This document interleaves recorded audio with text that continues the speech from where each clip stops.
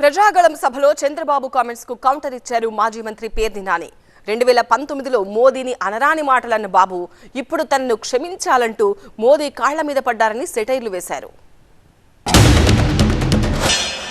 మోదీ గారు ఒక వ్యక్తి కాదు, భారతదేశాన్ని విశ్వగురువుగా మారుస్తున్న ఒక శక్తి. అవునా కాదా?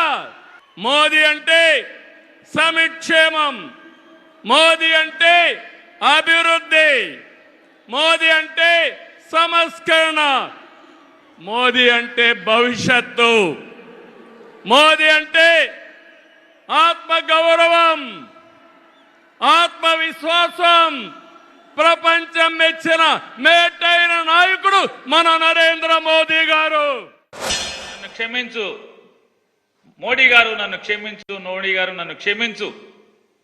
నా నోటితో నిన్ను భార్య లేదు, నీకు కుటుంబం లేదు, నీకు నువ్వు ఒక ఎదం చెడిన వాడివి, నువ్వు ఈ దేశానికి నష్టం, ఈ దేశానికి నువ్వు ఒక టెర్రరిస్టు, అరిష్టం, నువ్వు దుర్మార్గుడివి, పాపాత్ముడివి అని నా నోటితో తిట్టాను. కానీ అదే నోటితో ఇవాళ నేను ఏం మాట్లాడా అంటే మోడీ అంటే అభివృద్ధి, మోడీ అంటే సంక్షేమం, మోడీ అంటే ఆత్మగౌరవం. అంటే దాని అర్థం ఏంటి? క్షమస్వస్థం, క్షమస్వస్థం.